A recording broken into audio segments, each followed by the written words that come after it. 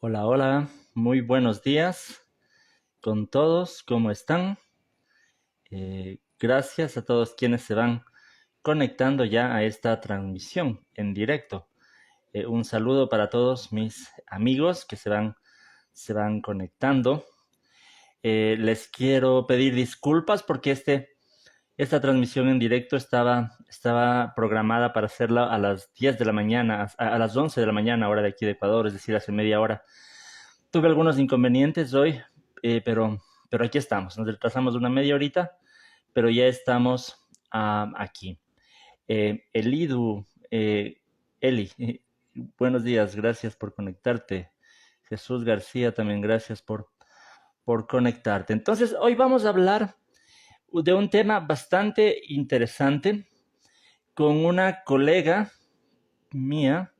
Ella es neuropsicóloga, se llama Silvia Ávila, es neuropsicóloga y ella nos va a estar hablando un poco acerca de la neuropsicología, un poco de lo que pasa en nuestro cerebro cuando tenemos ansiedad y depresión y qué cosas nosotros tenemos que hacer en estos casos, ¿no? Entonces, vamos a hablar de la neuropsicología. Quiero darle paso a mi colega, voy a ver si la encuentro por aquí, a Silvia.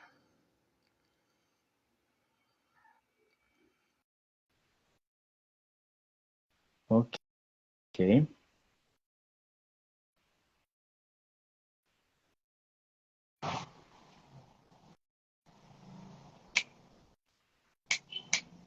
ya se está conectando.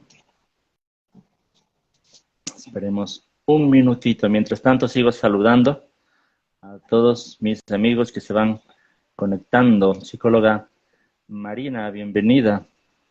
Hola, Hola, hola, un hola, cordial saludo, Silvia, compañero. Muy buenos días. ¿Cómo ¿cómo estás? estás? ¿Cómo va todo? Muy bien, gracias. Yo también, ¿Cómo va bien, todo por allá? gracias. Bien, aquí en Ecuador, Qué todo bueno, bien, todo bien. qué bueno. Eh, sí, te pido disculpas. Le estaba explicando yo a la gente que estaba programado una media hora antes, pero todavía hay unas complicaciones. Tenía Ujú. una cita médica y me demoré un poco. Entonces, gracias, Silvia, por tu paciencia y por Tranquilo, esperarnos esta media con horita. gusto, con gusto. Bien, Para mí es un placer pues estar aquí reunida contigo, con nuestros seguidores y personitas que se van uniendo a este en vivo y hacer parte de esta comunidad que poco a poco se va creciendo y vamos aprendiendo entre todos poco a poco a medida que avanzan nuestros en vivos, a medida que avanzan y progresan nuestros conocimientos, no solamente por lo que ya traemos, sino por nuestras experiencias y también por lo que podemos obtener a través de nuestros pacientes, a través de nuestros seguidores, es algo maravilloso. así es, así es. Y no, pues gracias a ti por aceptar la invitación. Aquí siempre Gracias. bienvenida a mi espacio. Y bueno, les explicaba un poco a la audiencia que vamos a hablar contigo porque uno de los temas que yo he trabajado más en mi cuenta de Ujú. Instagram y en mi labor profesional es precisamente temas de ansiedad, depresión, estrés. Y tú eres neuropsicóloga, Sí, ¿no? Y a señor. mí me llama mucho la atención, me gusta también bastante esta área del estudio de la mente humana, pero quisiéramos que tú nos compartas un poco más acerca de esto. Primero, ¿por qué no te presentas para la gente que sigue mi cuenta, que de pronto no está siguiendo la tuya, que te sigan? Cuéntanos un poco acerca de, Gracias. de ti, de tu Bueno, labor y todo eso. mi nombre es Ana Silvia Ávila Herrera, soy psicóloga, magíster en neuropsicología clínica internacional. Hice una especialización también en desarrollo integral de infancia y adolescencia y llevo ya prácticamente 15 años en esta labor muy linda, de muchos aprendizajes, de muchas experiencias. He estado en diferentes áreas también, también soy enfermera y también hago parte del grupo de búsqueda y rescate de víctimas en situación de desastre de la Cruz Roja y pues ya desde diferentes áreas he podido tener pacientes tanto en enfermería, en psicología, en neuropsicología. Entonces, se ven diferentes patologías que de una o de otra manera afectan a veces el comportamiento, la conducta humana, ¿sí? Pero a veces cuando la persona no ve tan importante esos procesos de psicoterapia, la verdad sí son importantes, porque ayudan a cambiar procesos, ayudan a gestionar la ansiedad, la depresión y procesos de conducta que a veces son disfuncionales en nuestro diario vivir. Entonces, no sé, Sí. a veces desde la neuropsicología, a veces de la psicología, a veces de la enfermería, pero todo converge y de verdad que uno aprende mucho y desde esas experiencias, pues los pacientes también reciben, ¿sí? En psicoterapia, un manejo que ayuda a cambiar sus vidas. Cambian sus vidas de forma positiva, que no es solamente medicamentos, sino que también hay otras formas, otras alternativas de intervención que mejoran y gestionan los procesos de ansiedad, los procesos de depresión y que hacen una vida mucho más funcional, mucho más llevadera, mucho más práctica. Ujú. Así es, vaya, entonces hay mucha preparación y experiencia contigo, Silvia. Pero cuéntanos un poquito para las personas que quieren saber, ¿qué es la neuropsicología? ¿No? ¿De Bueno, qué se trata esto de neuropsicología? claro. Bueno, desde la neuropsicología podríamos explicarlo que es una rama de las neurociencias y que se ocupa de esas relaciones entre cerebro y conducta, ¿sí? La neuropsicología, digamos que es una especialidad que combina esas bases teóricas, empíricas, también de la neurología, la psicología cognitiva, la conductual, la psicométrica y la psicopatología. También está la psicología experimental y el neurodesarrollo. ¿Con qué fin? Pues para estudiar todos esos efectos que puede tener una lesión en un área del cerebro o en el sistema nervioso y que afecta de manera contundente en el comportamiento, en las emociones y en los procesos psicológicos y cognitivos de una persona, ¿cierto? Entonces, de esa forma, digamos, ustedes se preguntarán, entonces, en sí, ¿cuál es la función del neuropsicólogo, ¿cierto? Nosotros inicialmente hacemos una valoración que permite conocer más a profundidad cuál es el problema del paciente y se pueden valorar qué daños cerebrales han quedado de mayor a menor gravedad de esos procesos que pueden quedar como procesos degenerativos o disfunciones en el cerebro y también estudia esa capacidad, esas posibilidades de neuroplasticidad o regeneración de esos nichos neuronales que puede de pronto el paciente, digamos que uno echar mano de esa neuroplasticidad, de esa regeneración que tiene ese paciente para recuperarse, pero todo depende también de la patología o de las lesiones cerebrales en las que haya quedado ese paciente cuando ha tenido una lesión, ¿cierto? Sí, sí, y qué importante que es esto, ¿no? Al saber que somos seres integrales, ¿no? Que no todo es lo mental, también tiene que ver nuestro cerebro. Y así como lo psicológico afecta a nuestro cerebro, asimismo nuestro cerebro afecta a lo psicológico, nuestro comportamiento. Entonces todo está interrelacionado. Qué importante que es especializarse también en estas áreas, que son Sí, muy, muy muy importantes. Justo vamos a hablar de la relación de nuestro cerebro con la depresión, con la ansiedad, cómo es esta relación, esta dinámica. Pero antes de esto, pues hagamos una definición de lo que sería depresión y ansiedad, porque tú sabes que muchas veces se usa estos términos a la ligera, ¿no? bien. Una persona solamente está triste y dice, estoy deprimido, o alguien solo está nervioso por algo y dice, ya tengo ansiedad, ¿cómo Ujú. definirías tú tanto la depresión como la ansiedad? Bueno, yo definiría la depresión como un trastorno psiquiátrico multicausal con bases neurofisiológicas muy bien definidas, caracterizado por una alteración del estado de ánimo y digamos que es el producto de ese cambio en la forma de la persona, cómo se siente en la relación con el mundo y consigo misma, ¿sí?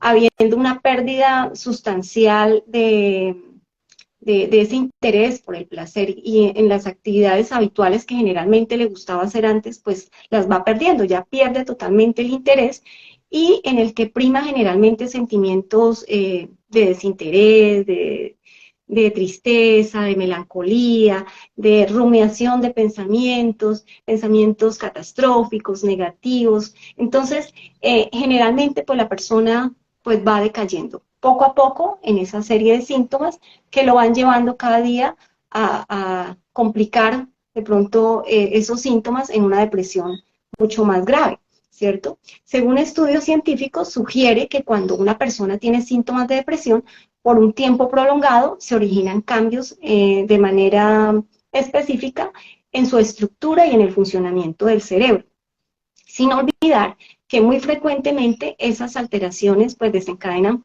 factores biopsicosociales, también psicológicos, ambientales, como aquellos que están relacionados con el entorno, con el entorno social, con la familia, el vivir un estrés crónico o también padecer o estar en un trauma emocional cuando son abusados, cuando, ¿sí? Cuando han sido objeto de maltrato físico, emocional, psicológico, un abuso sexual. Entonces, esas son condiciones que a veces llevan a un estado de depresión, ¿sí? Muy diferente a tener una depresión, digamos, en algún momento específico que falleció de pronto un familiar y puede que la depresión sea temporal, pero puede que la depresión también pueda quedar, digamos que enmarcada y se pueda volver severa, ¿cierto? Entonces, en sí, pues hay unos factores que generan esa depresión, que pueden ser genéticos, que es como esa predisposición genética por antecedentes familiares, que pronto papá, mamá, un abuelo, ya hay un antecedente genético que se venía presentando y que posiblemente puede que desde ese factor genético yo pueda empezar a tener, a sufrir ansiedad o depresión.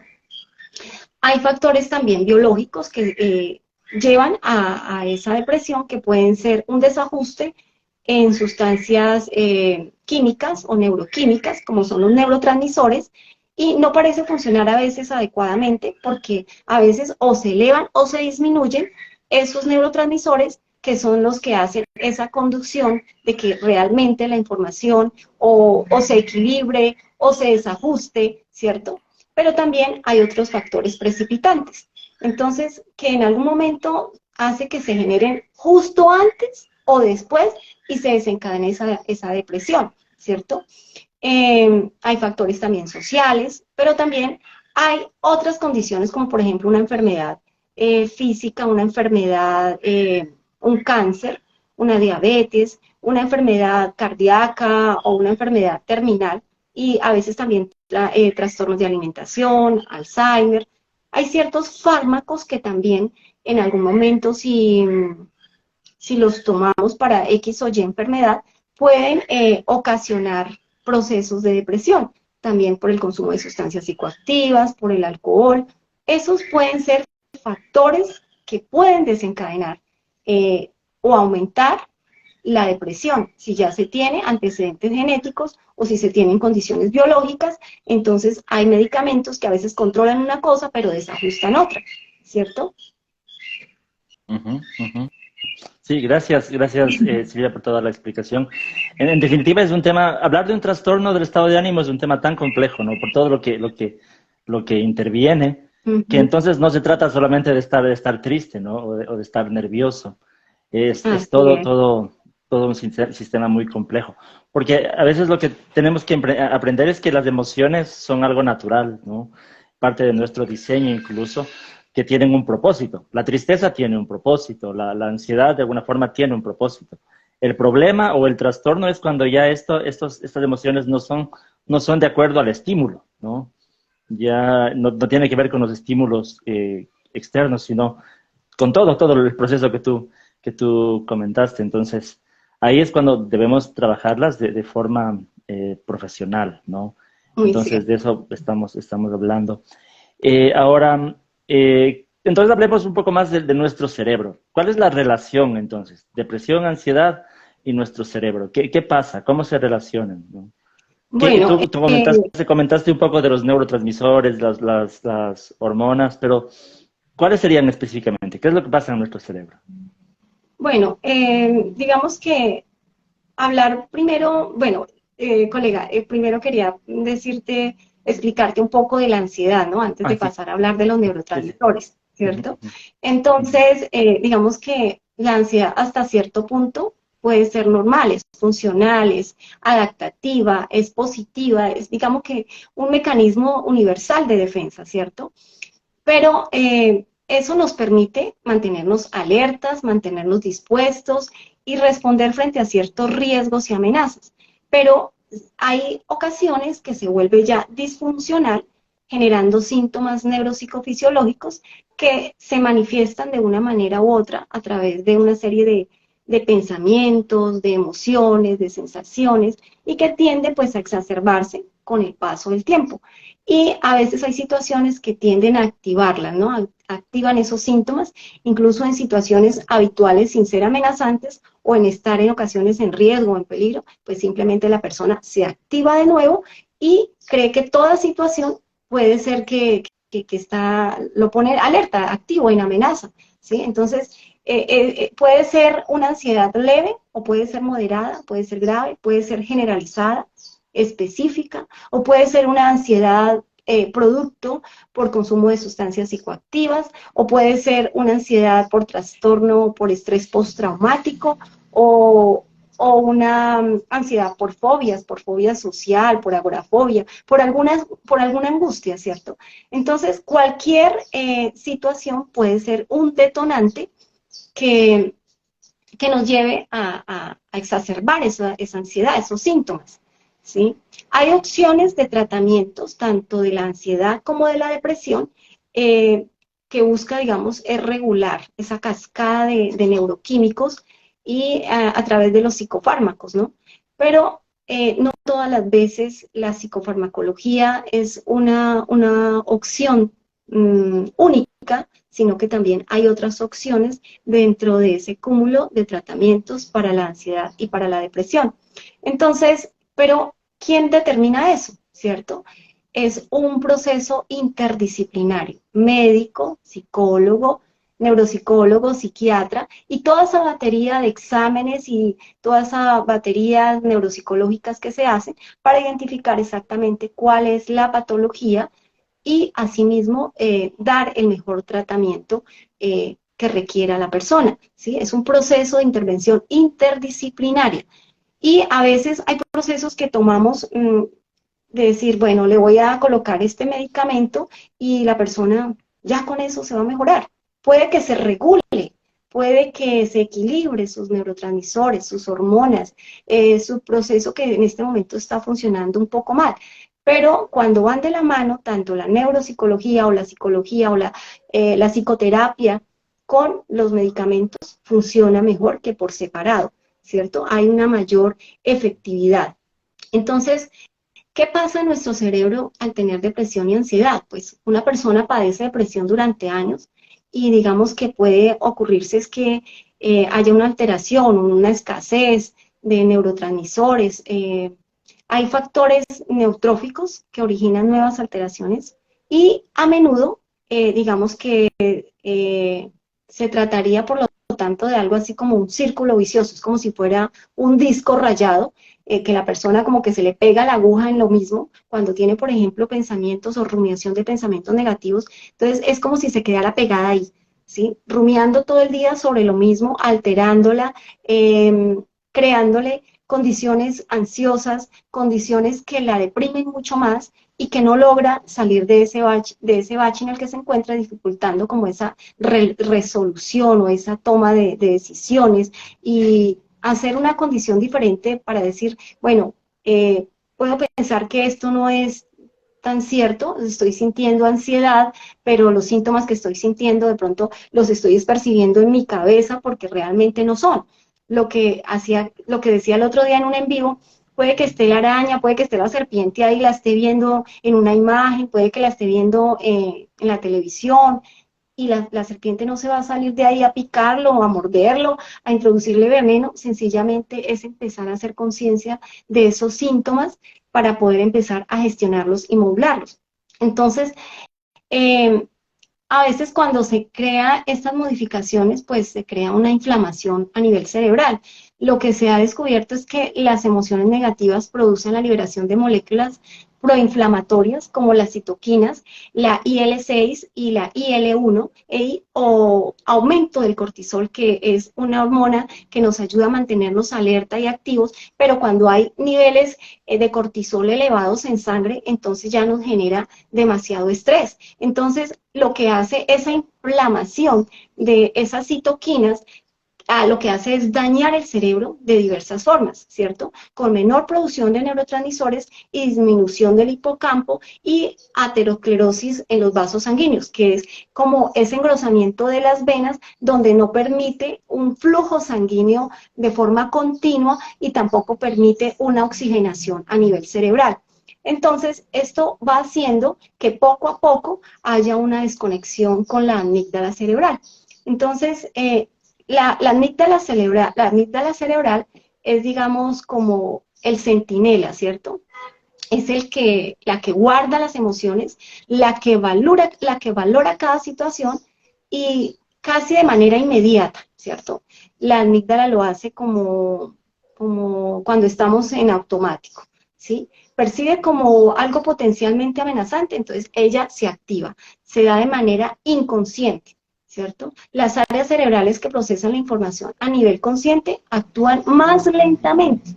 Y cuando la amígdala se activa en exceso, entonces favorece los miedos, el estrés, pero hace poco, digamos que se descubrió que las depresiones prolongadas pierden su conexión con otras áreas cerebrales que modulan y regulan esas gestiones emocionales a través de la amígdala. Entonces, ¿qué pasa con todo esto? Que produce también una reducción en el tamaño del hipocampo. Entonces se va como achicando, ¿sí? Entonces esas funciones en el área cerebral, ya muy importante para la memoria y las emociones, ya no van teniendo las mismas funciones, las mismas capacidades. Entonces, cuando padecemos depresión, el cerebro se inflama. Y eso provoca una pérdida de conexiones interneuronales y que hace que se reduzca, digámoslo así, esa neurogénesis, es decir, la generación de nuevas neuronas. Anteriormente se creía que ya se terminó ese ciclo porque el niño ya fue creciendo, pasó de la niñez y ya pasó a la adolescencia y llegó a la etapa adulta y ya no va a ser regeneración, no va a ser esa neurogénesis, sino que ya terminó con ese ciclo y se acabó esa conexión o ese incremento de neuronas. Entonces, ¿qué pasa? Que entonces esa reducción del hipocampo, ¿sí? Lo que hace es que también tienda a dañar la corteza prefrontal y la amígdala cerebral, que son tres zonas muy importantes implicadas en esa generación de emociones. Uno a veces dice, bueno, pero entonces si se dañan todas estas áreas y todo esto se desequilibra, entonces, ¿qué pasa con esos neurotransmisores? ¿O será que también estas hormonas están involucradas ahí para que, digamos, que todo se desajuste y la persona no pueda procesar y gestionar la depresión y la ansiedad? Pues obvio, están ahí implicados esos neurotransmisores y esas hormonas están involucradas de manera directa, ¿cierto? Pero entonces, cuando hay, digamos que insuficiencia de esa producción de neurotransmisores, disfunción en los receptores de serotonina, escasez de esos factores neurotróficos, los neurotransmisores, digamos que son mensajeros moleculares, ¿no?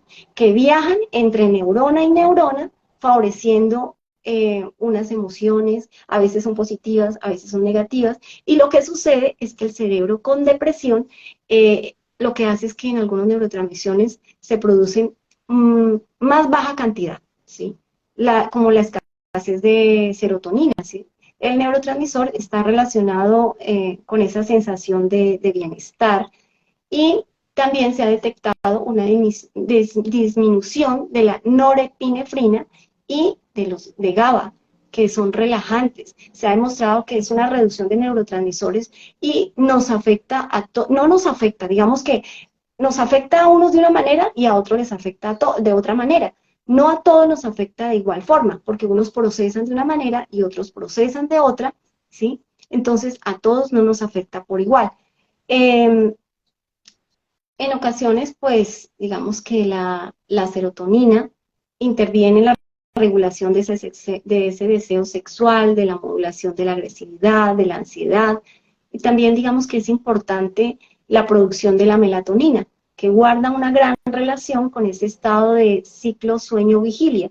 Cuando tenemos alteración de la serotonina y de la dopamina, pues igual no vamos a poder tener un sueño relajador, de reparación, de descanso, sino que nos levantamos cansados, nos levantamos agotados, tenemos un día que realmente es bastante, digamos, agobiante para una persona que tiene procesos de ansiedad y de depresión, cuando tiene alteración en estos neurotransmisores, ¿cierto? La escasez, digamos que de esos factores neurotróficos, pues, digamos, el BDNF, ¿sí? Que es un factor neurotrófico derivado del cerebro, son fundamentales para prevenir muchas patologías que se pueden presentar en el sistema nervioso. Cuando una persona tiene, digamos, comienzos de Alzheimer, de una demencia, pues ya tiene alteración de estos factores neurotróficos, que es el BDNF, ¿cierto? Entonces, ¿cómo podemos de una u otra manera mejorar? Pues haciendo cambios en nuestros estilos de vida. Otra hormona importantísima de la que le hablaba hace un momentico, bueno, es el cortisol, ¿no? Que es la hormona glucocorticoide que se sintetiza a partir del colesterol. Pero esta se hace justo antes o encima de las glándulas suprarrenales situadas sobre nuestros riñones. Cuando empezamos a tener daño renal, ¿sí? Cuando una persona tiene los niveles elevados en sodio y a veces ni siquiera se da cuenta, cuando ya empezó también a tener los niveles tensionales elevados en sangre y dice, bueno, ya tengo la tensión en 180, la tengo en 200, no, pues ya está casi a punto a tener un infarto cerebrovascular.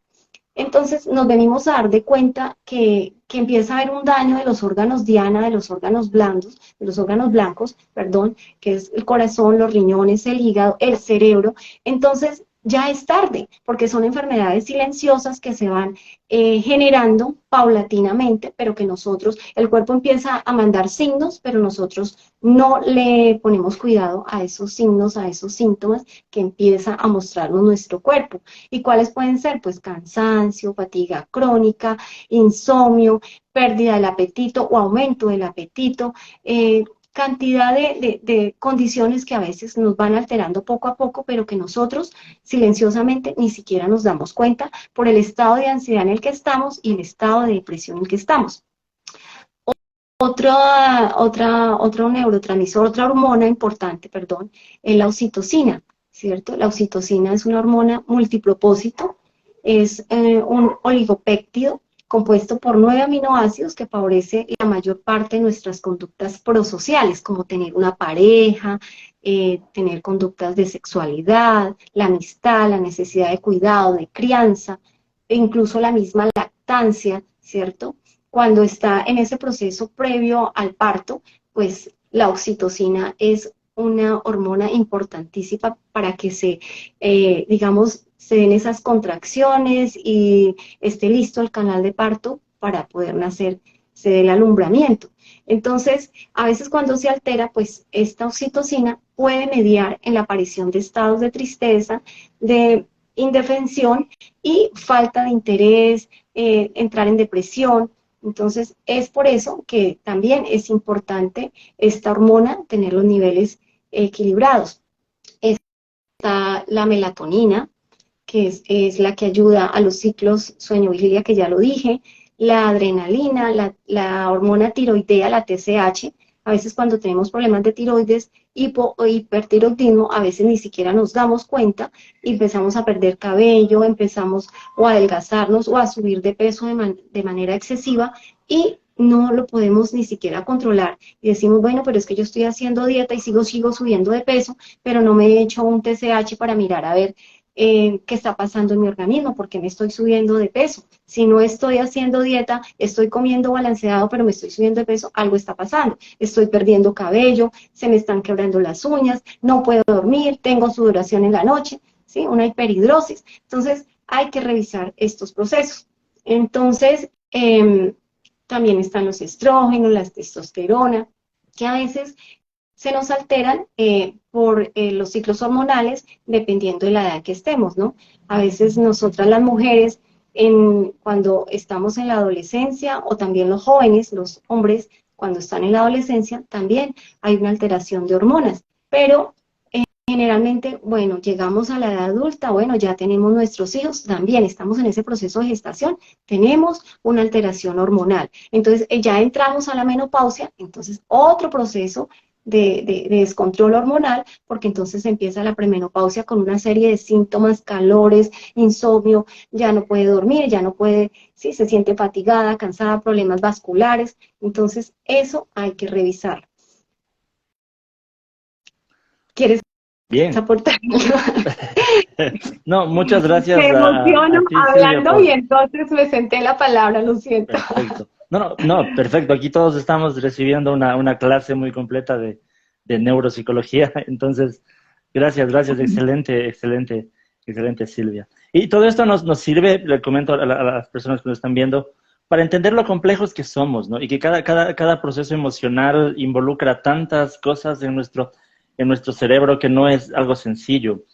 Yo siempre lo comento con mis pacientes cuando me preguntan, por ejemplo, ¿y cómo se cura la depresión? ¿Cuántas sesiones voy a tener? ¿O cuánto, qué necesito?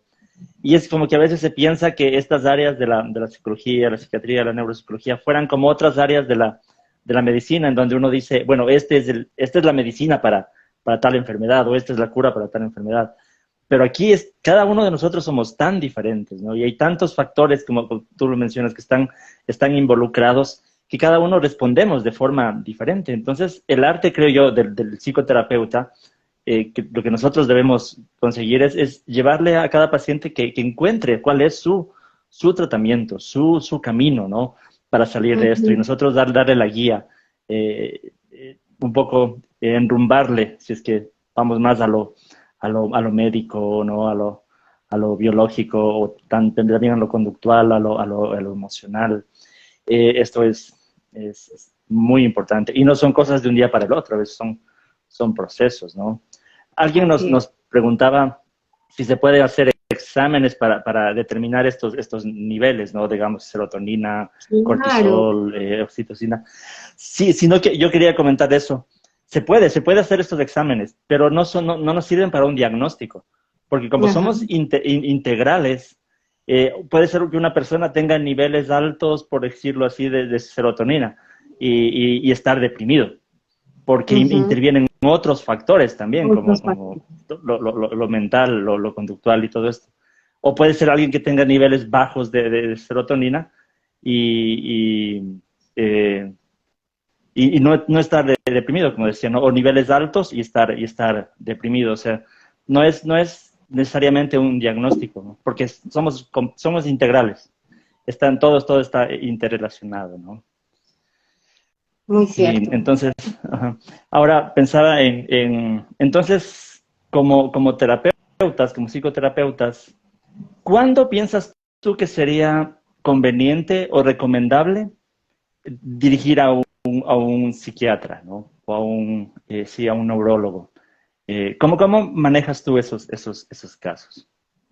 Bueno, es importante después de evaluar esos procesos y hacer un adecuado diagnóstico, ¿sí? A veces, generalmente, primero lo ve el médico.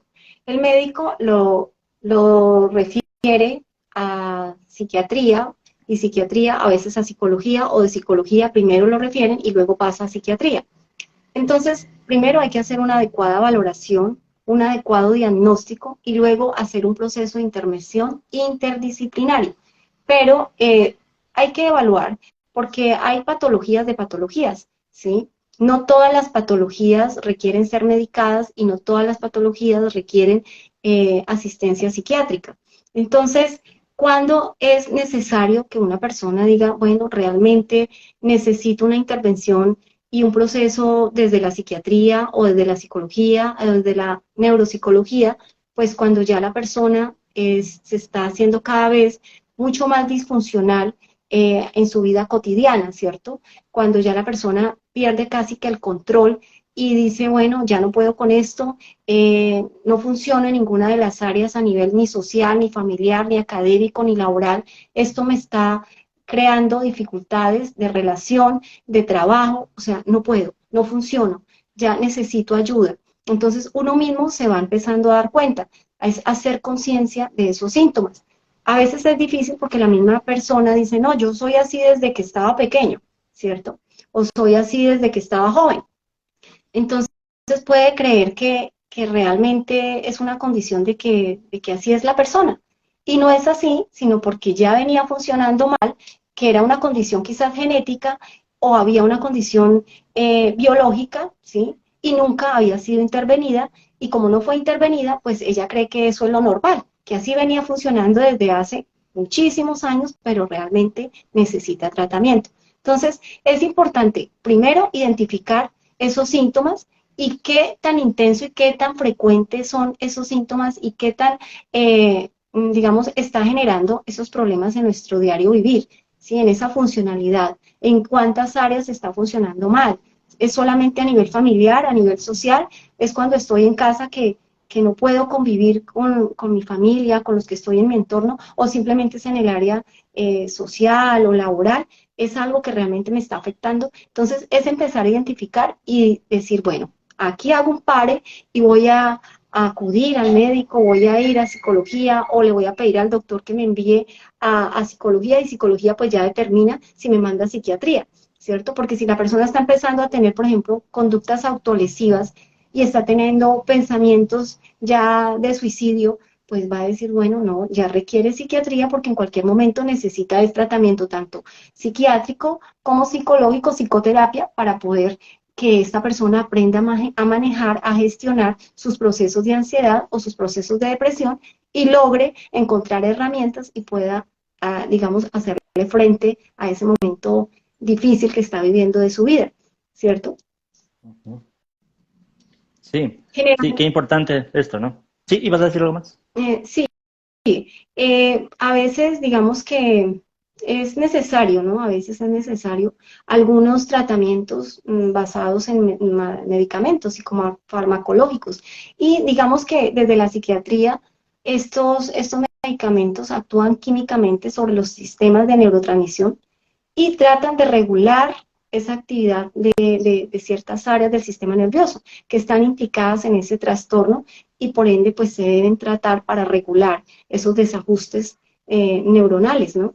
De neurotransmisión. Entonces, a veces, sí, a veces mandan, por ejemplo, ansiolíticos o mandan sí, las benzodiazepinas, alprazolam, lorazepam, diazepam, clorazepam, pero pues todos estos medicamentos producen un efecto, algunos tranquilizante, algunos otros dicen, bueno, yo no me lo voy a tomar porque yo me da miedo crear dependencia farmacológica, entonces voy a optar por tomar otras opciones de terapia para poder regularme, pero hay personas que a pesar de recibir el tratamiento, se sienten bien un tiempo y entonces dejan de tomarlo abruptamente y lo que pasa es que se regresan, se va como hacia atrás todo ese proceso que se inició, entonces ya después tienen que volver a colocar con mayor frecuencia y mayor cantidad de medicamentos para sentir el mismo efecto o para que hagan el mismo efecto que venían haciendo esos medicamentos. Entonces hace un efecto de rebote.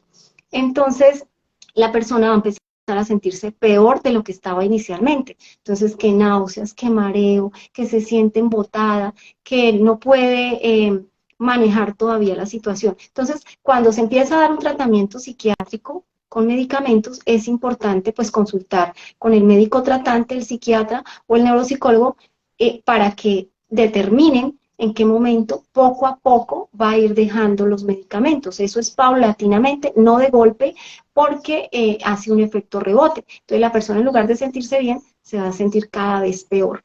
Y le van a aumentar la cantidad de medicamentos y la frecuencia de los medicamentos. Entonces eso es como similar cuando una persona empieza a consumir sustancias psicoactivas. Entonces inicia un tratamiento y está de pronto en un sitio donde le están haciendo psicoterapia, colocando medicamentos, y de pronto salió nuevamente a ese espacio familiar, social, a ese espacio donde estaba anteriormente.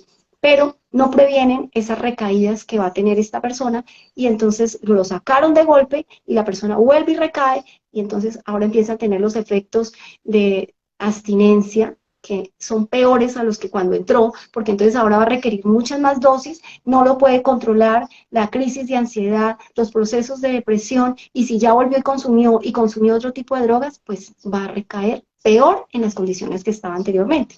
Entonces, es importante evaluar esas condiciones para que la persona de una u otra manera, si lo están tratando con medicamentos, con ansiolíticos o con benzodiazepinas o con, sí, como tal, medicamentos psiquiátricos, pues la persona tenga como claro, o el psiquiatra, también hay que preguntarle cuáles son los efectos secundarios que va a presentar con esto, cómo se van a manejar en el momento que se presenten y hasta qué tiempo va a estar usando estos medicamentos, ¿sí? Y después de que ya los use, cómo los va a ir dejando poco a poco, qué otra alternativa tiene de terapia para que pueda sustituir ese tratamiento de medicamentos que que está teniendo, ¿cierto?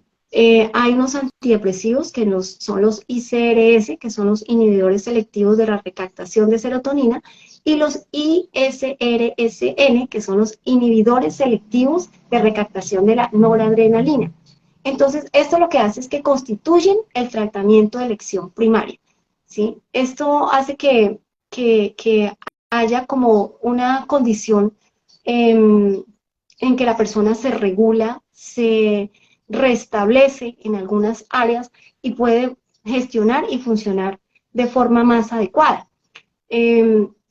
A veces, digamos que podemos ayudar a nuestro cerebro haciendo cosas de forma natural, ¿no? Entonces,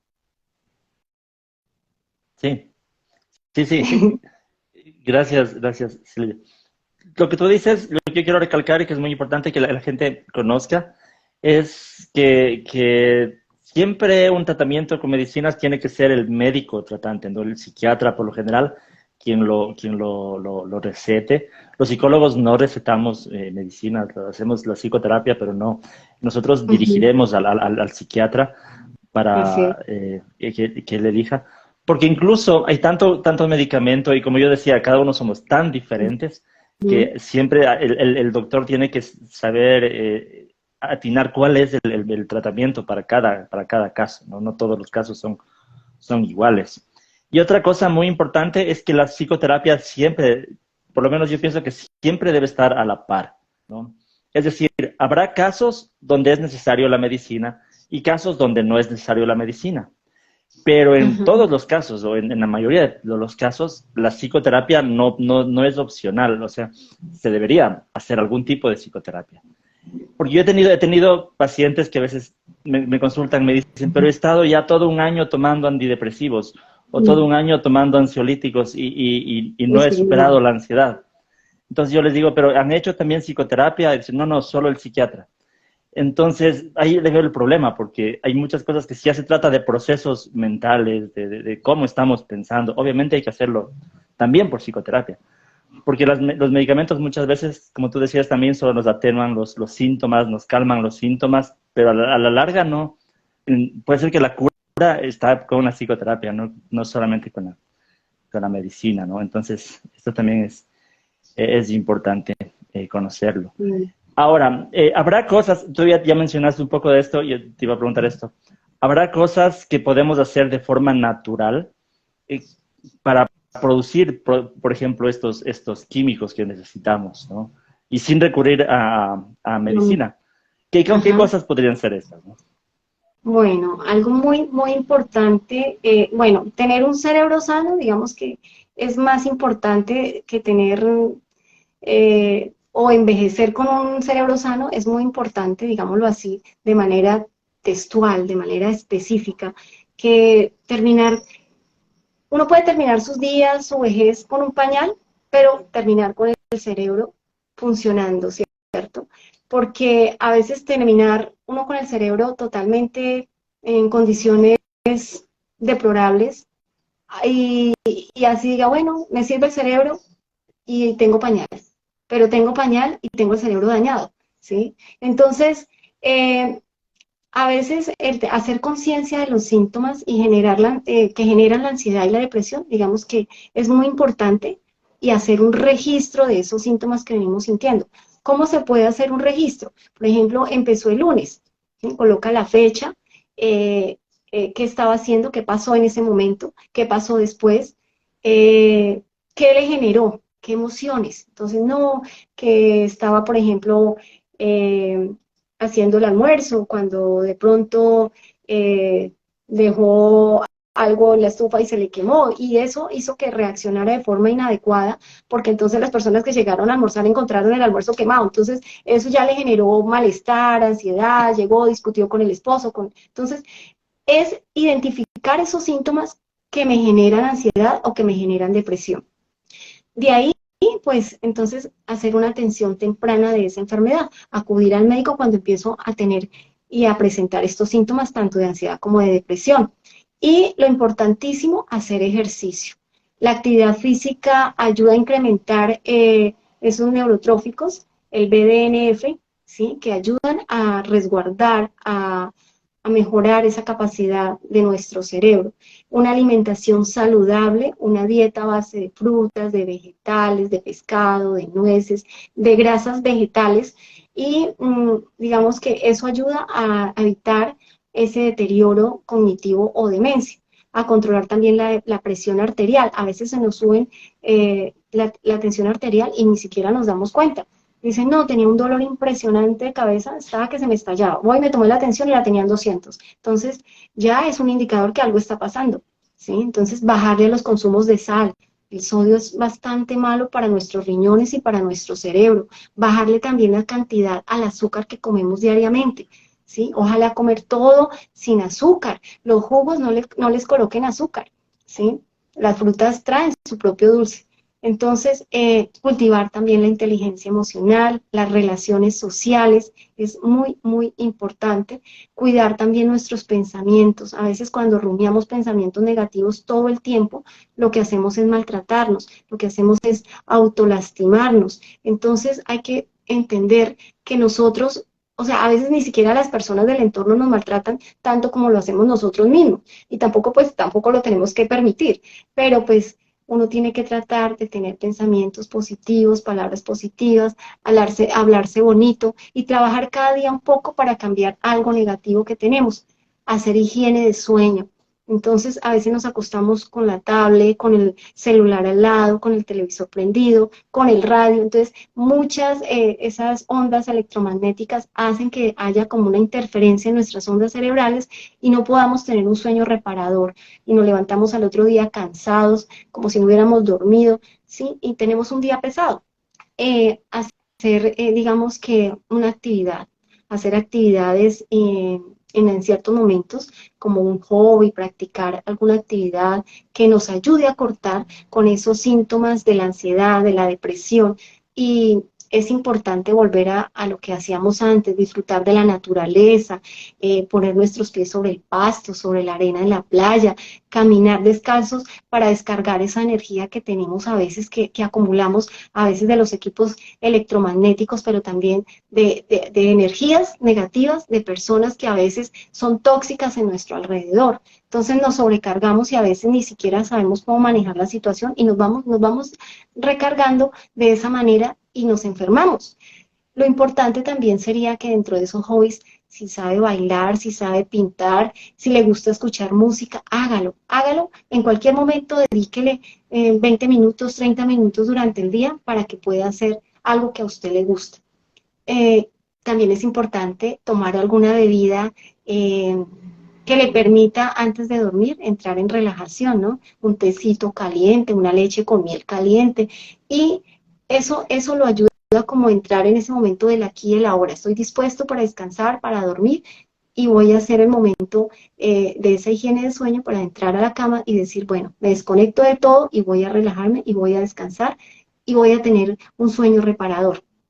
A veces hay tratamientos, digamos que tratamientos combinados, lo que le decía ahorita, ¿no?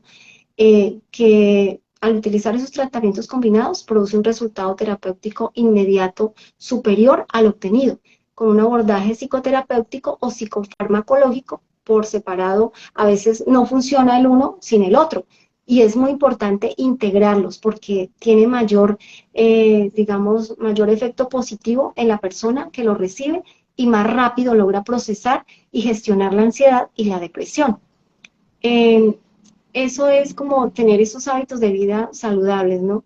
Evitar esa mala alimentación, a veces comemos mucha grasa, muchas harinas, mucha cafeína, ¿sí? O consumimos alcohol con mucha frecuencia, o si tenemos también problemas con consumo de sustancias psicoactivas o anfetaminas, ¿sí? O el tener también una vida sedentaria, eso también hace que la persona de alguna u otra forma se vaya atrofiando, no solamente a nivel cerebral, sino a nivel físico. Entonces, hay que cambiar esos conceptos, esos hábitos de vida. Hay que dejar de manejar esos altos niveles de estrés y tener, a veces tenemos como se dice, malas relaciones sociales, ¿no? Y eso ayuda a que de una u otra forma, pues como que nos incivismemos, tengamos actitudes negativas, de apatía, ¿sí? Con otros y con uno mismo. Entonces, esa es una importante, digamos, recomendación para cada uno de ustedes y pues ponerlas en práctica es algo maravilloso porque poco a poco uno se va dando de cuenta en qué áreas está funcionando mal, en qué áreas tenemos que trabajar para cambiar esos aspectos que de una o de otra manera hacen que nuestra condición física, emocional, psicológica o de relaciones esté mal. Entonces, poco a poco iremos trabajando a medida que las vamos detectando. ¿Qué Así dices, es, colega? así es. Sí, no, gracias por todas las recomendaciones. Ya creo que toda la gente sale de aquí bastante preparada para adoptar nuevos hábitos. En definitiva, como decía la antigua sabiduría griega, mente sana en cuerpo sano, ¿no? Es la idea. Y qué importante es también el tema de autoconocernos, ¿no? De saber conocer cada uno qué es lo que le da emociones positivas a cada uno, que no siempre es lo mismo en todos. Entonces, uno se autoconoce, uno sabe qué hábitos, qué cosas le funcionan, le dan emociones positivas, uno sabe qué cosas le dan emociones negativas. Entonces, como uno se conoce, evita o por lo menos las gestiona ya de mejor manera. Entonces, sí, autoconocerse también es muy importante. Y saber también que, asimismo, como hay hábitos que nos dan emociones positivas, hábitos productivos, también hay hábitos que son contraproducentes, ¿no? Yo siempre he pensado esto cuando alguien dice, bueno, estoy tan triste por A o B circunstancias que me voy a emborrachar, por ejemplo, ¿no? Es lo típico de Ujú. las canciones, Ah, de la cultura, de estoy deprimido, me emborracho, cuando en realidad lo que el alcohol es un depresor del sistema nervioso central. Entonces, lo que una persona hace se autosabotea, porque tal vez en ese momento se siente un poco relajado, un poco mejor, pero a la larga está incrementando su depresión, ¿no? Entonces, así hay hábitos que debemos evitar. Eh, por ejemplo, cada uno de nosotros tenemos diferente sensibilidad a la cafeína, por ejemplo, ¿no? Pero hay ujú. personas que son más sensibles a la cafeína y están con ansiedad y dicen, pero doctor, a veces no suelen decir doctores, ¿no? Doctor, pero tengo mucha ansiedad, pero ¿cuántas tazas de café se toma al día? Dice, 3 o 4 tazas de café. Entonces, hay que saber también relacionar esas cosas, ¿no? Hay hábitos que de pronto son contraproducentes, precisamente en nuestro estado mental, ¿no? ¿Qué Así dices es, sobre eso?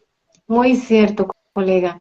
A veces tenemos hábitos poco saludables y eso es lo que hace que poco a poco incremente la ansiedad o la depresión. A veces las personas dicen, no, es que solamente me tomé 3 Coca-Colas y la Coca-Cola puede que para uno sea buena y para otros puede que no sea tan buena, pero la verdad es que tiene mucha cantidad de químicos que pues hacen un daño gravísimo en nuestro cerebro y en nuestros sistemas, nuestro riñón, en nuestro hígado. Entonces, igualmente la cafeína, igualmente las grasas polisaturadas, a veces, ay no, es que iba pasando y encontré el puestico de empanadas de pasteles y me comí 3. Resulta que eso fue refrito y refrito en un aceite donde 3, 4, 5 veces, quién sabe cuántas ese aceite todo negro, y pues claro, eso va taponando nuestras arterias, nuestras venas y va ocasionando daños que posteriormente se van viendo reflejados en nuestro cerebro y en nuestros sistemas.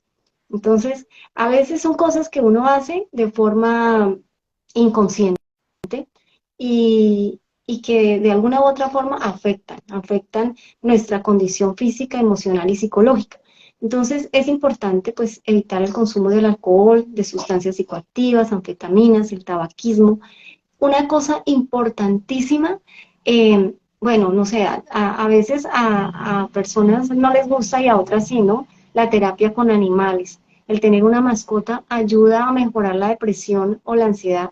Y esto implica, pues, jugar con esa mascota, darle de comer, darle de beber, salir. Si son perros, pues, con más veras sacarlos, o si, sí, sacarlos a pasear. Ese hecho de solo salir con ellos, recibe usted por la mañana ese gran beneficio de que disfruta de esa mascota, disfruta del espacio, del aire, del solecito de la mañana, de esa vitamina D que recibes de forma directa del sol. Entonces, eso es maravilloso, ¿sí? Entonces, no es obligar a la persona que reciba terapia con animales si no le gusta porque pues se sentiría terrible, pero si le gustan los animales, tener una mascota es maravilloso. Yo lo digo por experiencia propia, hace 7 años mi esposo falleció y estuve en un proceso de tristeza profunda, entré después en depresión y un día cualquiera iba hacia un vivero a comprar matas y cuando de repente un perro se me metió debajo de la camioneta. Entonces creí que lo había lastimado, mi hijo se bajó, lo buscó, y dijo, no madre, está ahí debajo, pero no pasó nada. Entonces ya en esa situación yo le dije, no, pero yo no me lo voy a llevar. Y me dijo, no madre, llevémoslo. Y la gente que estaba alrededor decían, sí, lléveselo, ya los cargos lo golpearon, lléveselo. Y yo dije, no, pues para llevarme ese perro todo sucio y entonces lleno de parásitos, de animales, de todo tenía, entonces yo dije, bueno, me lo voy a llevar. Sin embargo, yo posteé en el Instagram, en el Facebook, perdón, y en una red de búsqueda de animales, en búsqueda de rescate de animales, posteé que había encontrado tal perro con tales características, posteé la foto y todo lo demás. Entonces, esperando que alguien se comunicara conmigo y ya pasaron 4 años, incluso hasta en las emisoras lo posteé y nadie apareció por el perro. Entonces, desde ese entonces, no sé, para mí fue maravilloso encontrar este animalito que ya se convirtió prácticamente en mi hijo perruno. Lo hice parte de nuestra familia, lo amo, lo cuido con mucha dedicación y eso ayudó rapidito que saliera de ese estado de tristeza. Y es muy comunicativo, él es muy amoroso, él siempre está como atento a las necesidades de uno, entonces eso hace que definitivamente al tener contacto con un animal, sea un perro, un gato, un pájaro, eso le cambia a uno otra visión de la vida. Es poder tener a otro para cuidarlo, es poder tener a otro que está en casa, pero que en cualquier momento llegas tú a casa y lo está esperando. Tú lo puedes dejar todo el día encerrado y cuando llegas está el perrito feliz, batiendo la cola y quizás hasta con hambre y con sed, pero él está feliz de verte, ¿sí?